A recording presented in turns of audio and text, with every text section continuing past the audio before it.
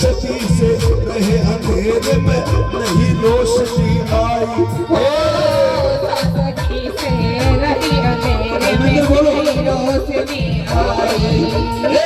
मनुवाद के रहे फेर में, मनुवाद के रहे फेर में, और सुना सुध भाई पहाड़ मेरे ऊपर ले लो, मैं तो गोए में चढ़ आई सखी मेरे गोए ले लो, मैं तो गोए में चढ़ आई।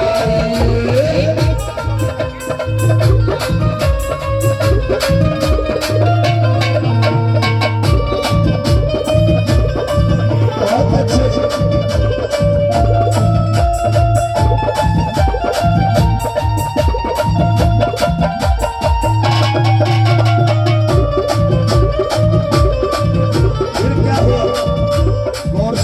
फिर क्या हुआ? जब मेरी माँ जब रमा गोहे बेच रही थी, उपले बेच रही थी, तो हमारे समाज की ही महिलाएं उसका मजाक उड़ा रही थी और वो कह रही थी जिस तरह से माँ सावित्रीबाई फुले इस देश की पहली महिला जो पढ़ी लिखी, महिलाओं को पढ़ने का अधिकार नहीं था, कहते थे अगर औरत पढ़ेगी तो नरक में जाएगी। लेकिन ज्योतिबा फुले ने जो सैनी समाज में पैदा हुआ, उसने कहा सबसे पहले मैं अपनी पत्नी को नरक में भेजूंगा, और उसने अपनी पत्नी को पढ़ा। बहनों, तुम्हारे लिए कोई शिक्षा की देवी है तो सावित्रीबाई फुले से बड़ी कोई शिक्षा की देवी हो नहीं सकती। फिर क्या हुआ? जब ज्योतिबा फुले की घरवाली पढ़ने जाती थी, पढ़ाने जाती थी, महिलाएं कीचड़ मारती थी, कहती थी तुमने ब्राह्मणों का रूल तोड़ा इसलिए तू नरक में जाएगा। जब माँ रमा उपले बेच रही थी तो महिलाएं उसको कीचड़ मार के कहती है नालायक, तेरे पति इतने बड़े विद्वान है और तू गोहे बेचने का काम करती है, तुम्हें शर्म नहीं आती? और जो बड़ौदा का राजा 25 रुपए देता है वो कहाँ जाते हैं? तो माँ रमा क्या कहती है रोते हुए? ध्यान से सुना क्या कहती है? ए 25 रुपये मिले वजीफा पर पीएचडी की पढ़ाई। 25 रुपये मिला वजीफा पर पीएचडी की पढ़ाई। 25 रुपये मिले वजीफा पर पीएचडी की पढ़ाई। 25 रुपये मिले वजीफा पर पीएचडी की पढ़ाई।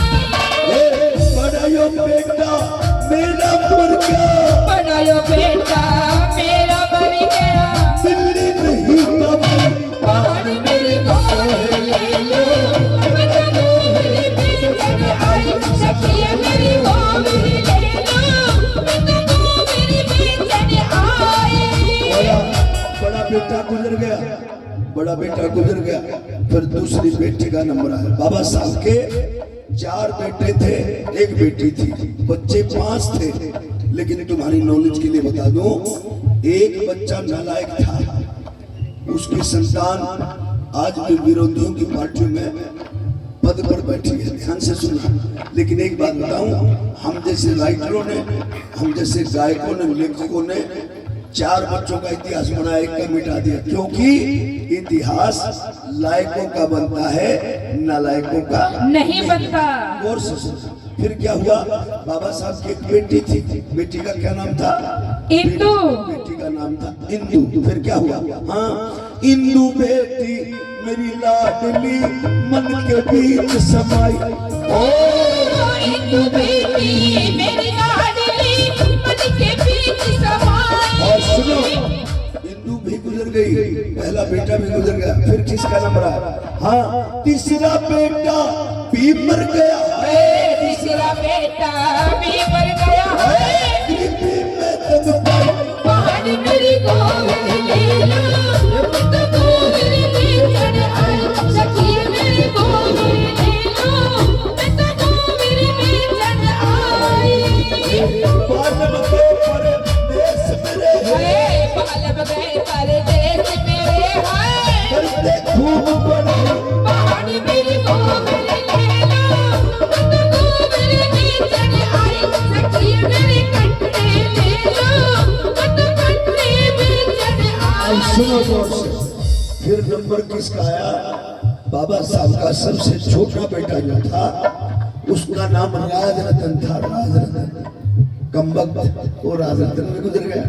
जब बाबा साहब ड्यूटी से आते थे तो राज रतन को हाथों में उठा के खिलाते थे और खेलते खेलते अपनी पत्नी से कहते थे, रामू से प्यार में क्या कहते थे, रामू तू चिंता मत कर, तेरे 3 बच्चे चले गए, लेकिन ये जो मेरा बेटा है ना, ये एक दिन इस देश का भाग्य लिखेगा, ये एक दिन इस देश का राजा बनेगा। लेकिन कम वक्त वो समय भी आ गया, राज रतन भी गुजर गया। जब राज रतन गुजरा, बाबा साहब अम्बेडकर भाषण दे रहे थे, मेरी बात गौर से सुनना मेरी बहन, मेरी जब पत्नी गुजरी मैं अंदर से टूट चुका था। 1 अप्रैल को गुजरी, हमने 5 गीत रिकॉर्ड कर रखे थे, हम गीतों की शूटिंग कर रहे थे, वो अपने मायके गई हुई थी। मेरे पास खबर आई, फोन आके मैडम अनबोल हो गई है, मैडम बेहोश हो गई। वो 2006 से बीमार थी, ज़्यादा बीमार थी, मैंने बहुत पैसा लगा, मैंने बहुत दिखाया, लेकिन वो कभी बेहोश नहीं हुई थी। वो चिल्लाती थी, दर्द में रोती थी, लेकिन उस दिन वो बेहोश हो गई। मुझे अंदर से आवाज आई कि कुछ न कुछ गलत हुआ, और हम लोग गानों की शूटिंग कर रहे थे स्टेडियम के अंदर। लेकिन साथियों, 1 घंटे में मेरा सब कुछ लुट गया। इसी तरह से बाबा साहब का जब बेटा राज रतन गुजरा तो नानक चंद्र तो पीछे से गया और बाबा साहब का कोट खींचा। बाबा साहब भाषण दे रहे थे, बाबा साहब का कोट खींच के कहा नानक चंद्र कि साहब आपका जो प्यारा बेटा राज रतन था वो भी गुजर गया, वो भी दुनिया से चला गया। बाबा साहब को सोच लगा, बाबा साहब ने दिल तो टूटा, लेकिन हिम्मत करके कहा कि नानक चंद जाओ, उसका दाह संस्कार कर दो। साथियों, नानक चंद बाबा साहब की बात कभी नहीं मोड़ता था। नानक चंद घर गया और जाकर के माँ रमा से कहा कि माता जी, साहब ने कहा है राज रतन का दाह संस्कार कर दो। माँ रमा ने पूरे जीवन में कभी बाबा साहब की बात नहीं मोड़ी थी, लेकिन उसने कहा कि नहीं, आज तो मैं उनसे लड़ूंगी, एक बार आने तो दो, दाग नहीं होगा जब तक मेरे साथ घर नहीं आएंगे, बच्चे को नहीं दफनाया जाएगा। लेकिन साथियों, शाम को जब बाबा साहब घर आए, माँ रमा लिपट कर रोने लगी, और पहली बार जीवन में माँ रमा ने कहा था कि अब तो बस करो, अब तो बस करो, ये तुम्हारे समाज के लोग तेरा साथ देने वाले नहीं है, तुम कितना भी मर लो, तुम्हारे सारे बच्चे मर गए, मैं बीमार हूँ, टीबी की बीमार हूँ, तुम्हें भी शुगर है, तुम्हारे घुटनों में दर्द रहता है, लेकिन ये समाज तुम्हारी बात सुनने वाला नहीं है। जब बाबा साहब ने अंग्रेजों से कहा कि मेरे कुछ लोगों को पढ़ने के लिए भेज दे, जब 16 लोगों को अंग्रेजों ने पढ़ने के लिए भेजा और सारे के सारे पढ़े लिखे लोगों ने बाबा साहब को धोखा दे दिया, किसी ने वही शादी कर ली, कोई मर गया, कोई कुछ हो गया, लेकिन बाबा साहब फिर से सिंगल रहे। तब आगरा की मीटिंग में बाबा साहब ने कहा था, मुझे मेरे पढ़े लिखे लोगों ने धोखा दिया। मेरी बात समझे कि नहीं समझे? उस समय माँ रमा की बात उनको याद आई कि रमा ने मुझे सही कहा था कि जिनकी मैं लड़ाई लड़ रहा हूँ ये लोग जागने वाले नहीं है। तो साथियों, फिर क्या हुआ, बाबा साहब से रमा कहती है चलो छोड़ो, कोई बात नहीं, साहब कफन का इंतजाम करो। देखो कितनी दुख की घड़ी थी, कफन का इंतजाम करो, कफन। साथियों, बाबा साहब अम्बेडकर जेब में हाथ मारते हैं, कहते हैं रामू मेरी जेब में तो फूटी कोड़ी नहीं है, कफन कहाँ से लाऊं? माता रमा कहती है अरे सुबह तुम्हारी जेब में पैसे थे, वो कहाँ गए? बाबा साहब अम्बेडकर कहते हैं रामू ध्यान से सुनो, जो लोग मुझे सुनने आए थे, जो भूखे पेट थे, मैंने उस पैसे से उनको खाना खिला दिया। रामू, और रामू जिनके पास किराया नहीं था, मैंने उनको किराया दे दिया। और रामू, बीच में भाषण छोड़कर मैं इसलिए नहीं आया, जो महीनों महीनों नंगे पांव पैदल चल के मेरे गरीब समाज के लोग मुझे सुनने आए थे, अगर मैं पूरी बात उनको नहीं समझाता तो रामू समाज को बड़ा घाटा हो जाता। अब वो कहती है, फिर बाबा साहब पीठ थपथपाते हैं और बाबा साहब कहते हैं रामू तू चिंता मत कर, तेरा तो एक राज रतन गया है, इस देश के अंदर एक दिन ऐसा आएगा कि तू करोड़ों राज रतन की माँ कहलाएगी। जितने भी कामयाब लोग हैं जो बाबा साहब के मिशन से लड़ाई लड़ रहे हैं, वो करोड़ों राज रतन माँ रमा की देन है। मेरी बहनों, मेरी बात समझे कि नहीं समझे? फिर क्या हुआ, अब माँ रमा अंदर गई, तुम्हारे घर में आज 2-2 कैंची मिल जाएंगे, लेकिन तुम्हें हैरानी होगी, माँ रमा के घर में कैंची नहीं थी, घास काटने वाली दराती थी और 3.5 फुट की 3.5 मीटर की साड़ी थी। आज तुम 60 मीटर की साड़ी बांधते हो, उस समय 3.5 दिन की 2 लेडीज एक साड़ी को बांधती थी, क्योंकि गरीबी बहुत थी। फिर क्या हुआ, फिर माँ रमा अंदर गई और 3.5 मीटर की साड़ी में से भी उन्होंने आधी साड़ी काट के बाबा साहब के हाथ में थमा दी और कहा कि जाओ, इस रमा का तन तो आधी साड़ी से आधी में ढका जा सकता है साहब, लेकिन राजरत्न को कफन बहुत जरूरी है। मेरी बहनों, पूरा मत मानना, अगर माँ रमा उस समय साड़ी काट के नहीं देती, हो सकता है उनका दिमाग डगमगा जाता और बाबा साहब मिशन मूवमेंट से भटक जाते, तो तुम आज आजादी से नहीं बैठी होती। मेरी बहनों, किसी ठाकुर की, किसी ब्राह्मण की, किसी मणिये की तुम रखेल होती, रखेल। आज अगर आजादी से बैठी हो तो ये सारी की सारी देन माँ रमा की और बाबा साहब भीमराव अम्बेडकर की। मेरी बहनों, फिर भी डूब के मर जाओ जब सब कुछ तुम्हें बाबा साहब ने दिया और तुम आरती माता रानी की करती हो। अरे तुम्हें सब कुछ बाबा साहब ने दिया, लेकिन तुम भजन कीर्तन बालाजी महाराज का करती हो। सब कुछ माँ रमा ने दिया, लेकिन तुम डूब के मर जाओ, तुम घर में कीर्तन भोगा पीर का कराती हो। अरे जो भगवान इस देश में पैदा नहीं हुए, ये केवल और केवल ब्राह्मण की खोज है। ब्राह्मण ने लूटने का तरीका हम लोगों से अपनाया है।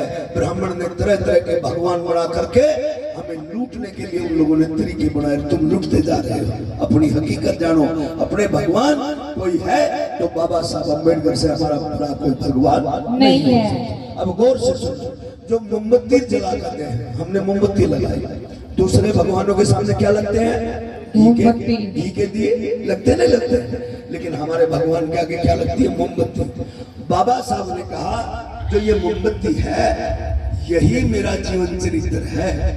बाबा साहब को पढ़ दो, तुम्हें कुछ पढ़ने की जरूरत नहीं है, क्योंकि जैसे मोमबत्ती में धागा होता है, वो धागा जब तक जलता रहता है जब तक मोम पूरा नहीं जल जाता। यही बाबा साहब का जीवन है। कैसे जले बाबा साहब? गौर से सुना, क्या करें? हाँ, राज रतन भी चला गया, फिर खुद चली रमाबाई। राज रतन भी चला गया, फिर खुद चली रमाबाई। खुद चल गए बाबा साहब, ये खुद चल गए बाबा साहब, ये हमको राह दिखाई। पहाड़ मेरे कंधे ले लो,